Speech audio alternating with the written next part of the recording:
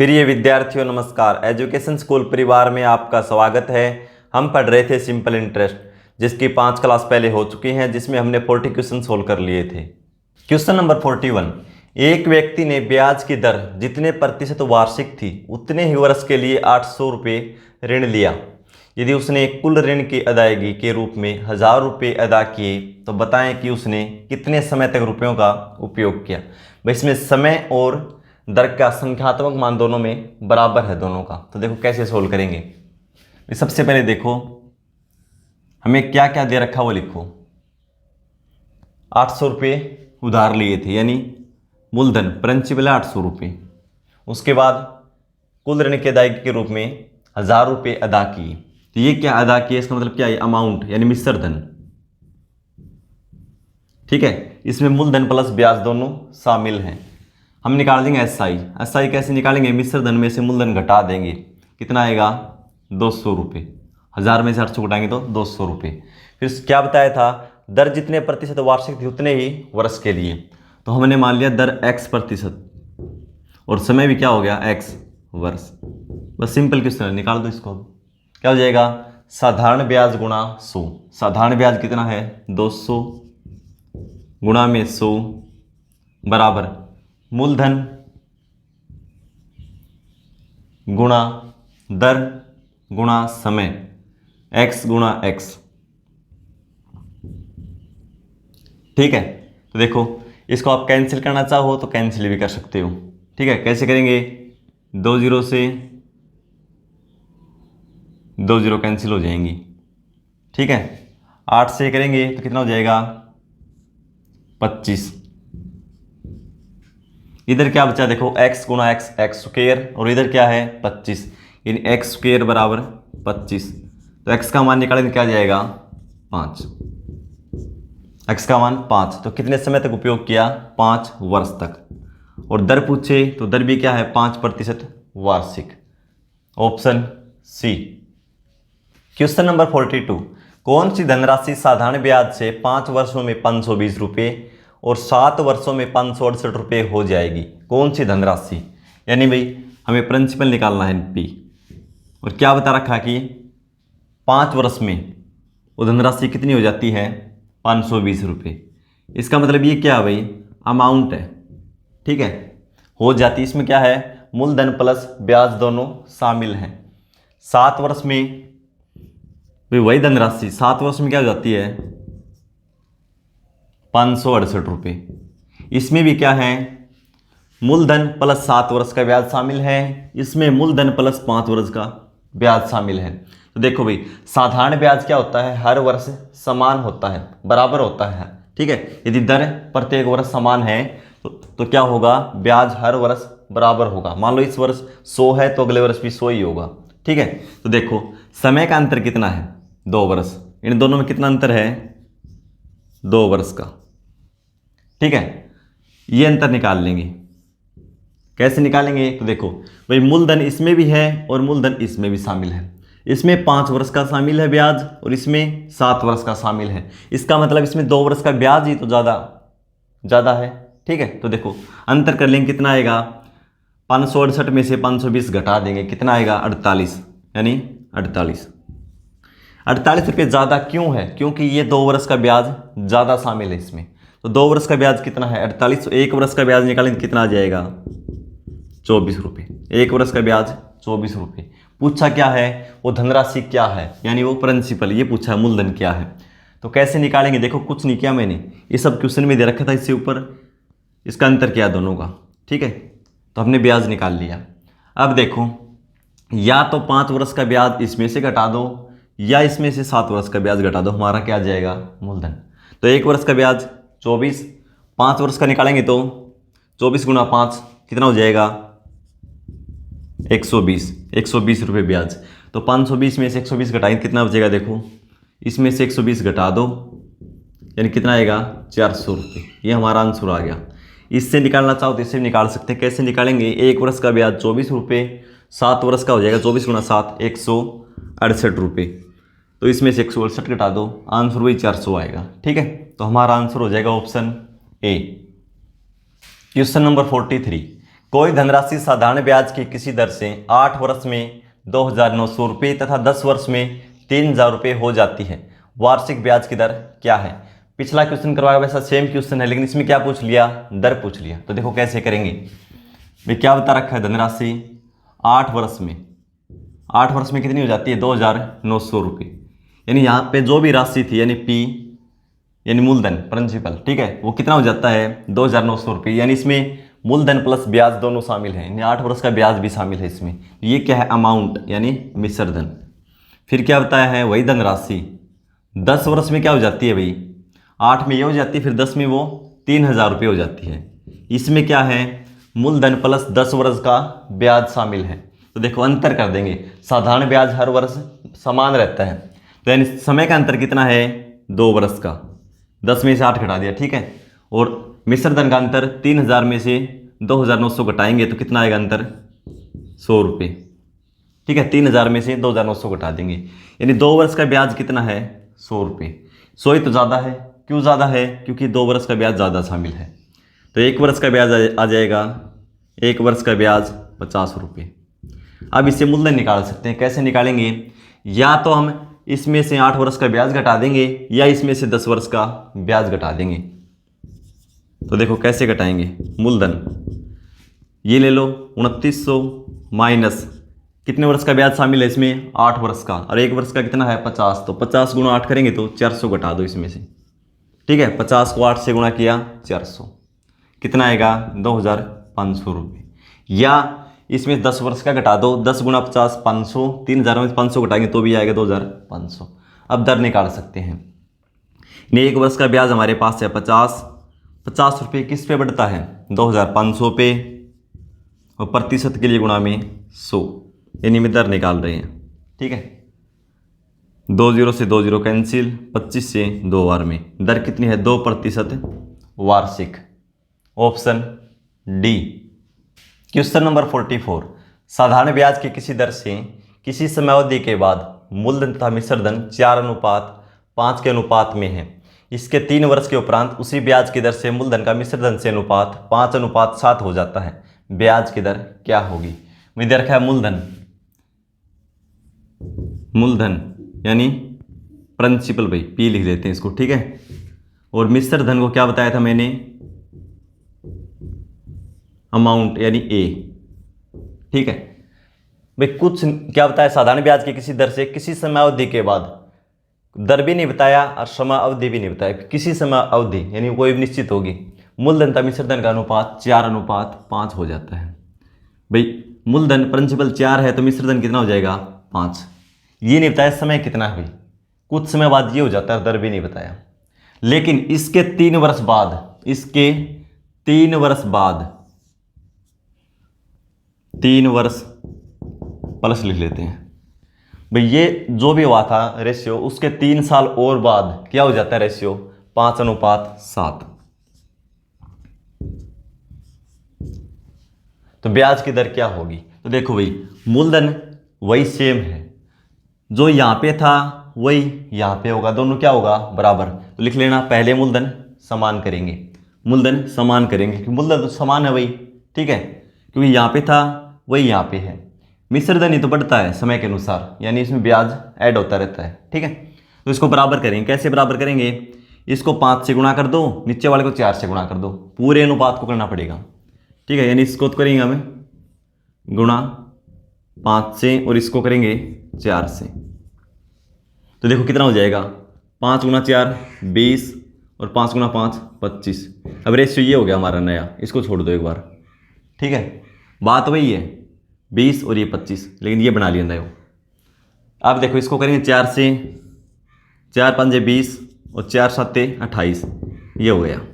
अब देखो मूलधन दोनों में बराबर है, यहाँ भी 20 था और यहाँ भी 20, क्योंकि ये तो भाई 2 साल बाद देख लो, 10 साल बाद, 20 साल बाद सेम रहेगा साधारण ब्याज में, ठीक है। लेकिन मिश्रधन बढ़ता रहेगा क्योंकि इसमें ब्याज ऐड होता है, ठीक है। अब ये देखो ये कितना होगा, 25 से 28 कितना बढ़ा भाई, 3, ये बराबर है, ये 3 बटा कितने वर्ष बाद, 3 वर्ष बाद।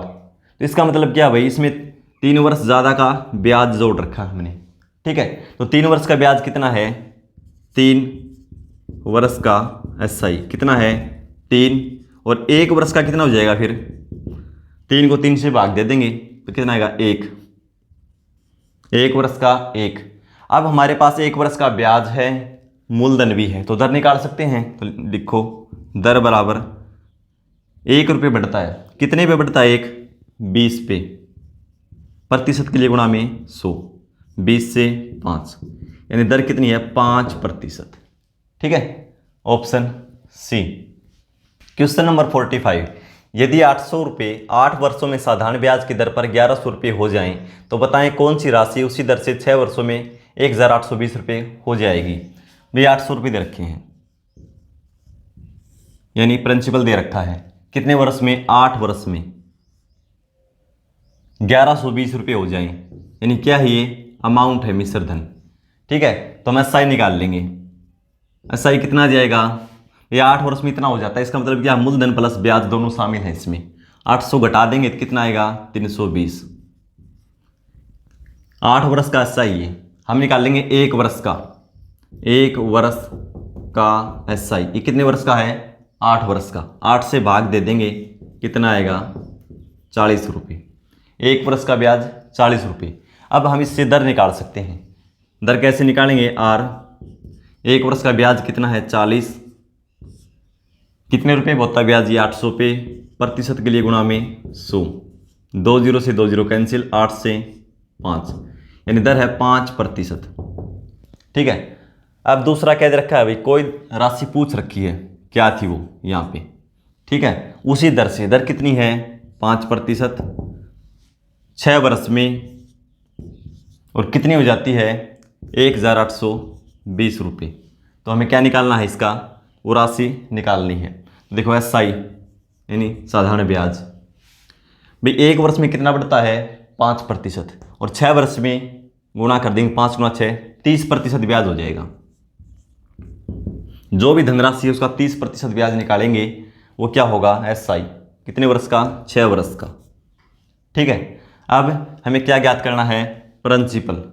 तो कैसे ज्ञात करेंगे, देखो ये क्या है अमाउंट यानी मिश्र धन दे रखा है क्वेश्चन में, इसमें मूलधन प्लस 6 वर्ष का ब्याज शामिल है।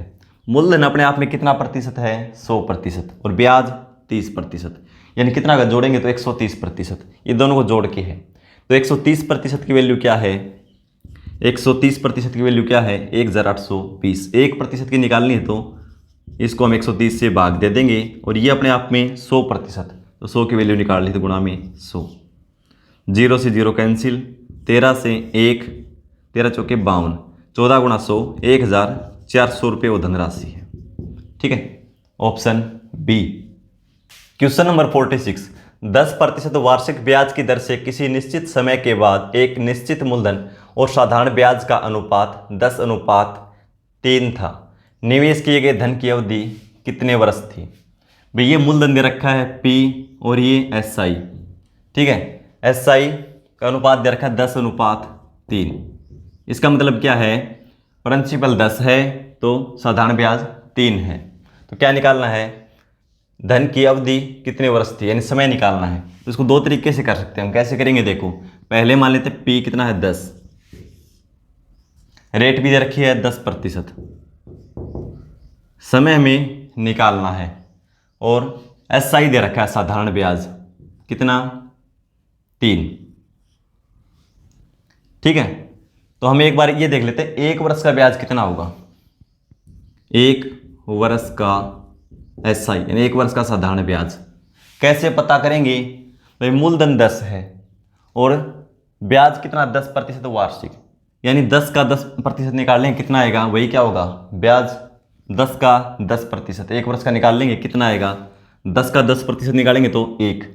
ठीक है, कैसे निकाला 1 मैंने, 10 का 10%, 10 गुणा 10/100 कितना है ब्याज 1, यानी 1 वर्ष का ब्याज कितना 1, और ये ब्याज है कितना 3, तो इसका मतलब समय भी कितना होगा 3 वर्ष। ठीक है, यानी समय बराबर ब्याज और कुल ब्याज को 1 वर्ष के ब्याज से भाग दे देंगे कितना आएगा 3 वर्ष। सिंपल क्वेश्चन है, कुछ भी नहीं करना इसमें, यानी इसको 1 वर्ष के ब्याज से भाग दे दिया। समझ पाए तो ठीक है, ये दूसरा तरीका देख लो कैसे है। दूसरा कैसे निकालेंगे, हमारे पास साधारण ब्याज है, मूलधन है और दर है। ठीक है, साधारण ब्याज है, मूलधन है और दर है, समय निकालना है। तो क्या होता है, साधारण ब्याज गुणा 100 बराबर मूलधन गुणा दर गुणा समय टी मान लेते हैं। ठीक है, ये फॉर्मूला लगा दो, 2 0 से 2 0 कैंसिल, टी बराबर 3 यानी 3 वर्ष। दूसरा तरीका ये। ठीक है, तो ऑप्शन क्या हो जाएगा, बी।